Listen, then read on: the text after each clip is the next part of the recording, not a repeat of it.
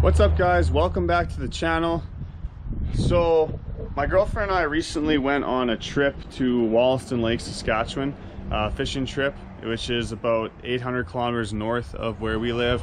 We ended up putting about 1,800 kilometers on my truck, and about 1,000 of it was gravel. But we took this Treeline outdoors rooftop tent, and I just wanted to do a quick review video on it. I will post a video on our actual fishing trip later. It's just more work editing that video, but for now I just wanted to do a quick video on this Treeline outdoors tent and what we thought about it. So I'm just going to go over a few things with the tent. We're going to set it up really quick. I'll tell you how long it takes me to do it. Once it's set up, I'll show you around inside. I'll show you what I liked about it. There's probably only one thing I didn't like about it, which totally wasn't a deal breaker for me. But yeah, so basically to get it going, all you're gonna do is there's these straps there. You're gonna undo them, flip them over, and then this black cover is zipped up all the way around. So we're gonna unzip that. We fold that cover off the way, and then there's a ladder you slide out. I'll pull the ladder down and it will fold open the tent. Once the tent is up, there's just a couple awnings that we pop up, and that's it. Doesn't take very long. So I'll get it set up right now. Okay, it's 12:58.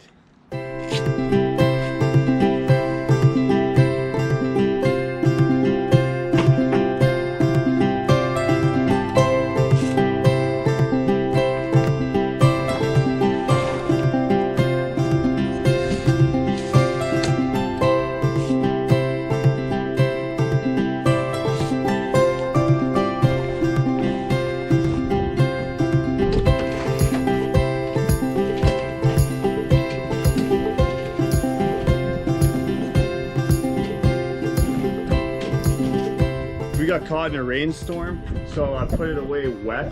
So that's another reason why I'm just getting it open, just so I can air out before I return it to the place we rented it from.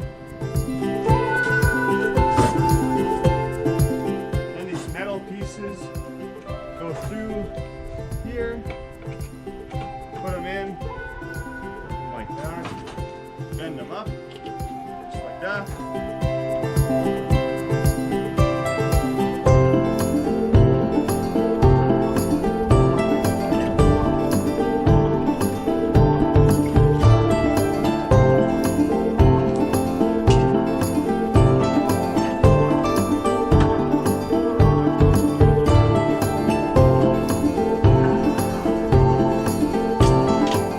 Okay, 104.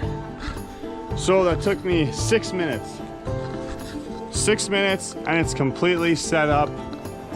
Shouldn't really have to do anything else. Just for airing out purposes, I'm probably gonna pop this thing out just like that, and then I'll unzip it, and you can roll this up and tie it up there. I'll do that right away because I need it to all air out. It's pretty wet. So yeah. It's got these cool things here that just velcroed to the top. You put them down and you can put your shoes in there when you go in. But yeah, this is where you go in. So I'm just gonna pop these guys out and I'm gonna roll this cover up, and then we'll go inside and have a look.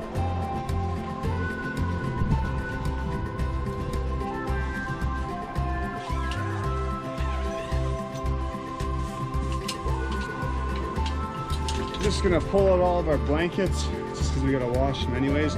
But a cool thing about it is that we had 2 sleeping bags, one on each side, and we had 1 blanket over top, and we could still fold up the tent with them in place in the tent, no problem. All right, let's go in. So here we are. It's got this this foam mattress built into it, which, I mean, it's not very thick, only a couple inches thick, but my girlfriend and I slept on it and we had great sleeps. No issues there at all. I have these down right now just to air it out. You can also, up top here, if you want, you can unzip these so you can see up, see the sky, whatever you want. So I slept here, my girlfriend slept on the side, and we had a 70-pound dog who slept down there, and we were fine. There was enough room. Everything was great. Now here is the one thing that I would change if I was designing one of these. And like I said, it's not a deal breaker at all. But if you look here, they have this flap here, but see, you can see right down there, you can see the light through it. That's kind of in between where it hinges. That is an opening, and there's one on this side too, the same exact thing. That's just open to the outside. I'll show you what it looks like from the outside. So that's this right here. They have this flap that goes down, but still, I mean, you can still get your fingers in there, like bugs can get in there. Also, right up in between, like right here, bugs can get in. And when we were reading at night with a light in there, we were finding that we were getting bugs that were coming in there. I don't know, like I feel like there should be a way to get around that. Like they should be able to put a little flap of fabric in there that stretches or something. But the thing I did to fix it was I just grabbed a piece of paper towel on each side and just shoved it in right there. And we had no bugs after that. So that's the only thing that I would change about it. Other than that, it was awesome. This is only the 3-season tent, and it's the smallest one they make. I think it's just a double or 2 or 3 person they call it. But yeah, the smallest one they make, just a 3-season. And it was only +5 at night. It was windy, but in there you didn't feel any wind. The one night it rained the whole entire night, and we had no water inside the tent at all. So it was really great. Another thing I like about them is that where we were especially, there's a lot of bears and a lot of wolves. And the good thing about this is that it is up higher, so I feel like you're safer.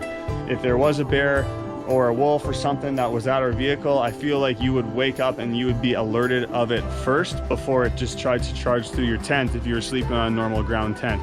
Because, you know, it would be in the box of your truck or it would be pawing at something. So I just felt a lot safer up there compared to when I just sleep on the ground.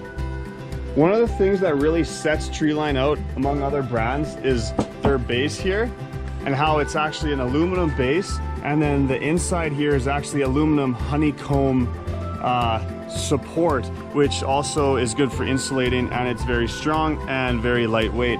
And I believe what the salesman told me is actually NASA uses the same type of stuff for their out in outer space, just because of its lightweight and its strength. So the base is a very, very good thing on these Treeline rooftop tents. I know they're a bit pricey. I think they're around $2,000 to $3,000 Canadian, depending on which model you go. But would I buy one? We rented this one to see if we'd use it, and honestly, I have a feeling we might purchase one. You definitely get what you pay for, and you get a great product with this. I don't really have anything bad to say other than that one little tiny thing. But it was an awesome tent, and I highly recommend it, and I think it's a great product. I'm not going to show you guys the folding up process just because I want it to stay out for the day and air out, but it's pretty simple. Once you take these guys out, all you do is you fold it up, and the hardest part is probably once you flip this cover over. Make sure you pull this extra middle layer it has, because this is what sits on the ladder, so they put an extra layer just to protect it so you don't rip the tarp. But pull this to the other side, put this on, and then it's just doing up this zipper all the way along. It is a little bit tricky, but after a couple times putting it away, it was no problem at all.